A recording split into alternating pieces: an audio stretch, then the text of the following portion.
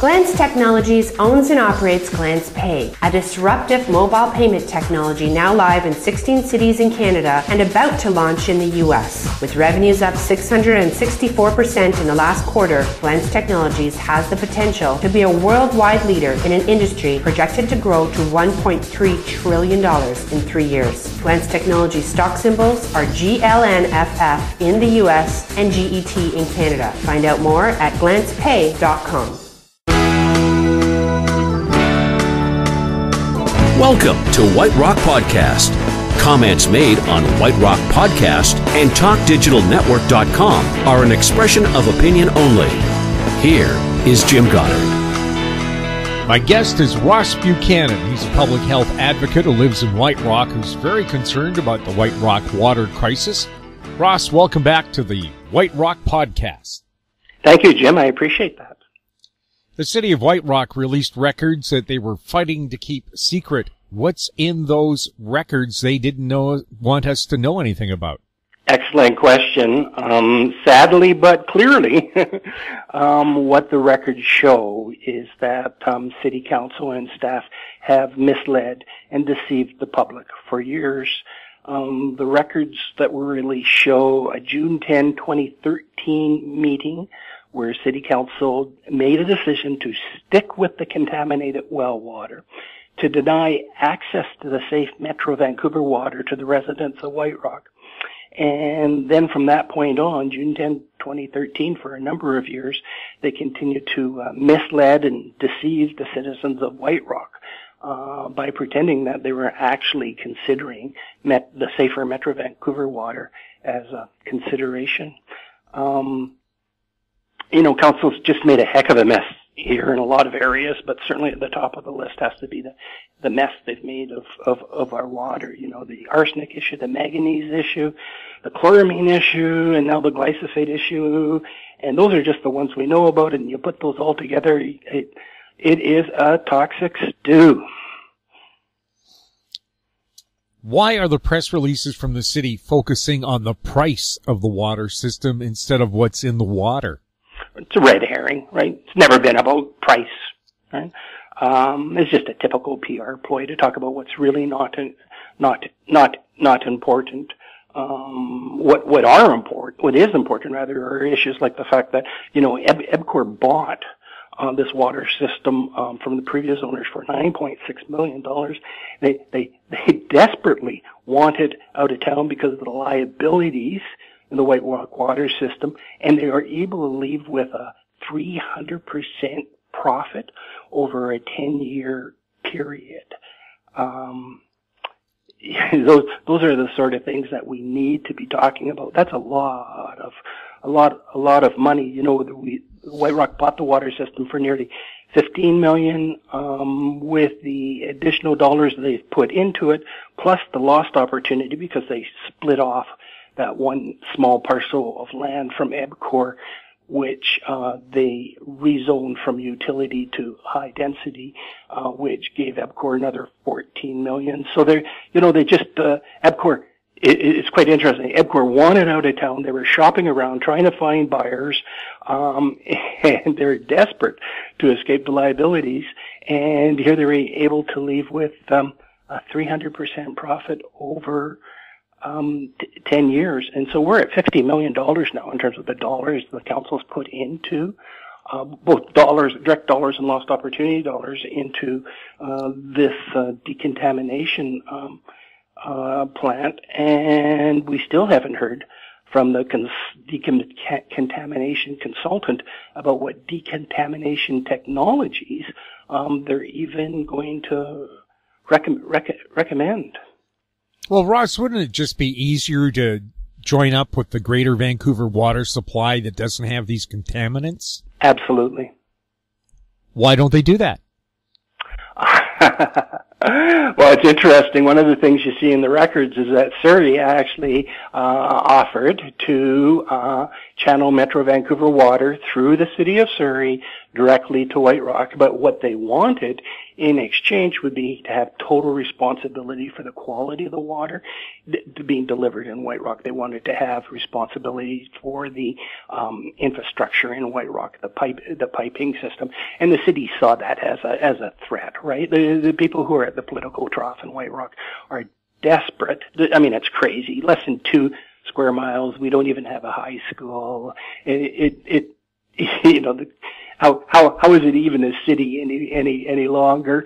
They're just desperate to keep their place at the political trough, quite frankly. And that's both politicians and staff as well.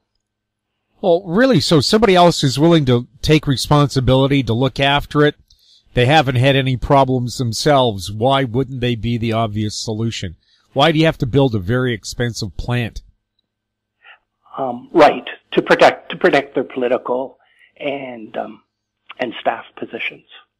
They see that as a threat to the existence of White Rock, which is interesting because there's a lot of people right now, Jim, who are going, why do we even have White Rock? Right, little community under 2 square miles, 20,000 people, and quite blatantly, terribly mismanaged. I mean, you look at all the municipal government in BC, Jim, and the top of anyone's list in terms of the worst managed has to be Pitt Meadows and White Rock, right?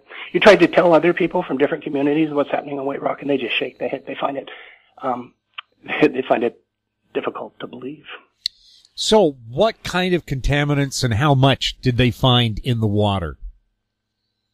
Well, the major contaminants are the arsenic. Dr. Dummer from UBC Cancer and the Canadian Cancer Agency already at a public forum declared that he would not drink the White Rock water because of the link between the arsenic levels and cancer. We know that manganese is present at high levels. That's a really serious issue that's really evolved over the last 10 years as more research has been done, and that does cognitive damage to young children. Now they've added the chloramines. I mean, take a look at Erin Brockovich. I mean, she's just enraged with the use of chloramines. That's just a go-around, a workaround to avoid the carcinogenic byproducts that are produced by chlorine.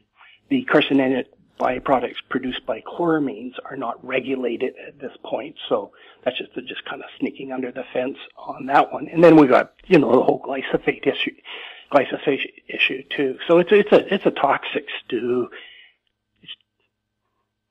And the crazy thing is, right across the street is safe Metro Vancouver water. The dollars they've put in to White Rock water already, and remember, we haven't heard from the decontamination consultants on the technology they're going to recommend to decontaminate arsenic and manganese from the White Rock water.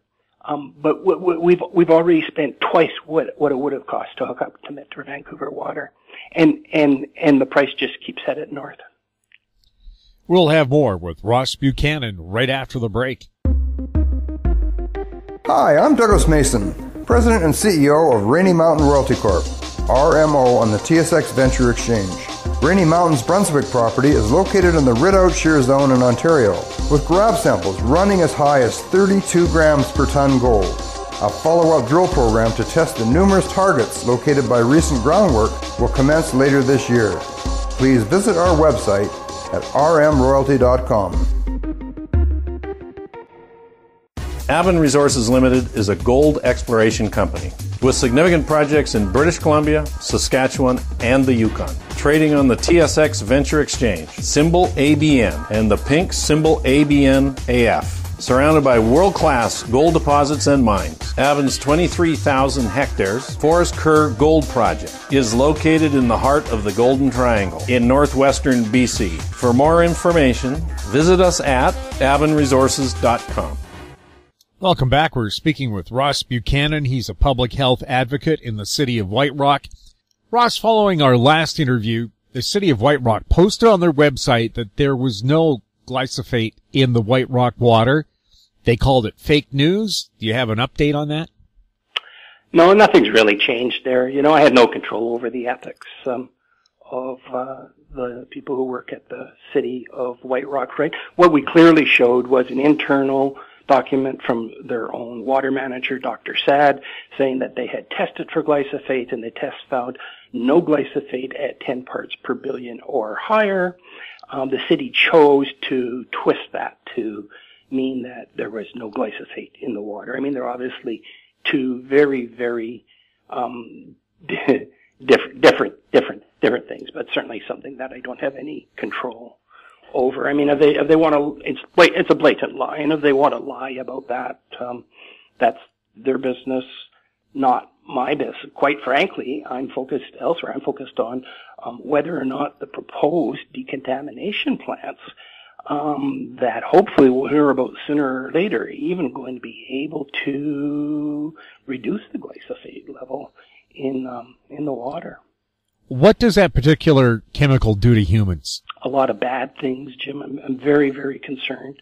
And so are many researchers around the world. I guess the most interesting one is just not the toxicity of glyphosate itself, but the toxicity where glyphosate and arsenic are both present.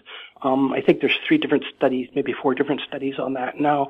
The University of California at Long Beach is the one that I'm most familiar with, and what they identified is that when you add glyphosate to water that already has arsenic, it's like throwing gas on a fire, and the result is chronic kidney disease. And I think I think we have a very high level of kidney disease in White Rock as a result, and I think that's exactly why Fraser Health Authority is denying me access to the records to determine the magnitude, quantify the magnitude of kidney disease in White Rock. Because I think, south of 16th and White Rock, I think we have an elevated level of kidney disease, and I think if we compare that to the numbers north of 16th in Surrey, which is on Metro Vancouver water, I think we'd see some very different results. Do you have a problem with bladder cancer in White Rock as well? Absolutely, yeah. Direct relationship between arsenic and bladder cancer, right? Now, is the city still keeping all this stuff secret, or are they admitting that there are these chemicals in the water? No, other than acknowledging the presence of glyphosate, I think it's obvious to all now that the arsenic and the manganese and the chloramines are there. Yeah, what's not really being addressed is the co-toxicity of those elements. If people are getting ill from drinking the water, is the city not liable for damages?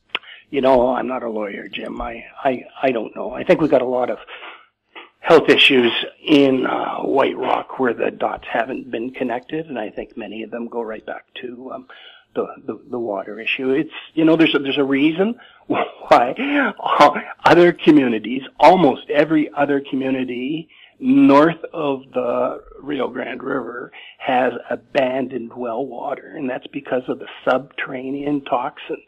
In the last 10 years, we've learned a lot about the damage caused by subterranean toxins. In other cities, they still may run a well water system, like a legacy system, but they call it industrial water, and it's not available for drinking, right? They have other sources for drinking water, and then they use what may be left of a legacy groundwater system for industrial purposes. Here in White Rock, right, we're being fed the subterranean toxins. Why do you feel that they're just obsessed with pumping out this stuff and making people drink it?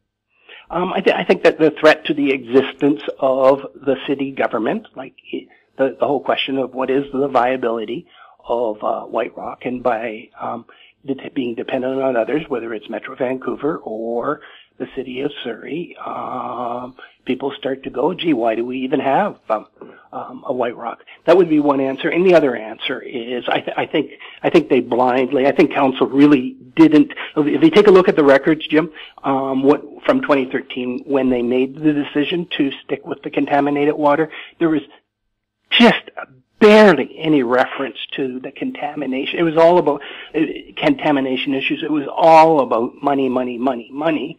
I think council was not aware of the magnitude of contamination. I mean, remember, they took over the liability from EBCOR. Not only did EBCOR get to run out of town with a 300% profit, but they got to walk away from the liability. The city is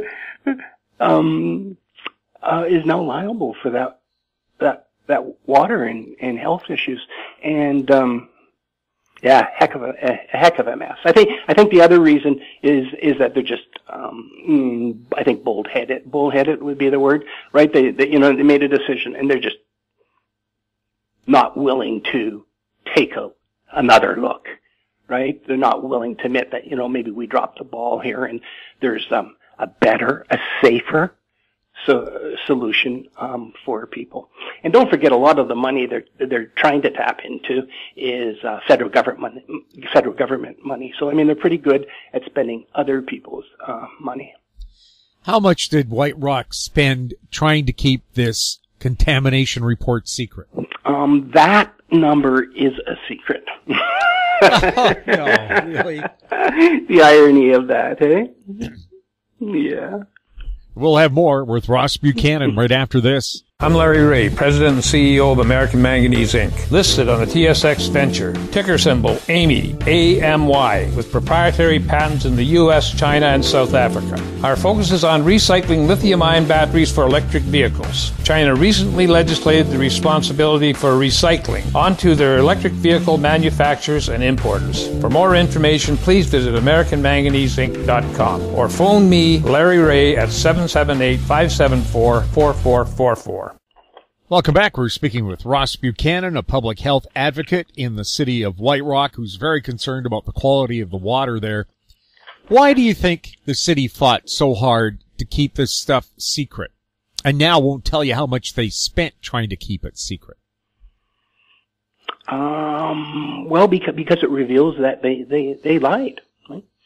They made the records that were released clearly show that on June 10th, 2013, they decided to stick with the contaminated well water to deny the White Rock citizens access to the safe Metro Vancouver water. And for a number of years thereafter, both staff and politicians lied to the public, deceiving them, misleading them to believe that, in fact, Metro Vancouver water was a consideration when it wasn't. Will the proposed decontamination systems be able to remove all the toxins from the aquifer water? The interesting thing about that, Jim, is we don't even know what all the toxins are, right? If I hadn't independently tested for glyphosate, we wouldn't even know that there was a presence of glyphosate, right? The water industry is really cautious. They only want to test what's regulated. If they're not forced to test it, they don't want to test it because they might be surprised with what's there. So we really don't know what's down there, and it's just anyone's guess what subterranean toxins are have tainted that aquifer. And don't forget, already Dr. Dummer has told us that he would not drink the White Rock hot water because of the link between arsenic and cancer, and that's just on arsenic, let alone the other elements that we're aware of that pose health issues, and like you say, the unknowns. Right? We're waiting. A lot of people don't understand that the city retained ResU, a UBC affiliate, $500,000 contract. I think the city's paying $50,000 of the $500,000. The rest is federal and provincial money to take a look at decontamination technologies of the toxic White Rock water. That was a 1-year contract. The report date was last April. Right, that would have been the end of the contract period, and we still have not heard from ResU on decontamination strategies. So they're 6 months late on a 12-month project. What are you hearing on the street about this? I'm hearing a lot of people continue to flee from White Rock water to protect themselves, to avoid the subterranean toxins and the damage that might be. They, are finding other alternatives and other sources. One of the people I interview on a regular basis, Ross Kay, who's a home buyership consultant, said he couldn't recommend buying a home in White Rock because of the water issue. He thinks if you were a real estate agent, you could be held liable for letting somebody buy a home where the water wasn't up to snuff. Yeah, that's interesting. Like that's an area I haven't researched, but certainly an area I wonder about. Right? People need to understand the magnitude of this public health issue that's posed because of this path we've gone down, and we're still waiting to hear what the solution, what the decontamination plants for the subterranean toxins might look like. How can people find out more about White Rock water, and what can you do about it? Probably the best source is the White Rock Safe Water Alliance, which is a community-based group of people who are very concerned about public health, and their websites easily available under White Rock Safe Water Alliance. Is there a general feeling in White Rock that the local politicians have let the people down? Oh, terrible! Absolutely. There is a hunger on the streets for the arrival of October 20th, 2018. Right. Yeah, can't wait for the next election in the fall, because these people have just made such a mess. And Jim, we're just talking about the water crisis in White Rock, let alone all the other elements. Ross, thank you so much for chatting with us. Thank you, Jim. We're speaking with Ross Buchanan. He's a public health advocate who lives in White Rock, who is super concerned about the poor quality of the water there. I'm Jim Goddard. Comments made on White Rock Podcast and TalkDigitalNetwork.com are an expression of opinion only. Archived online at TalkDigitalNetwork.com. White Rock Podcast is a production of House Street Media Incorporated.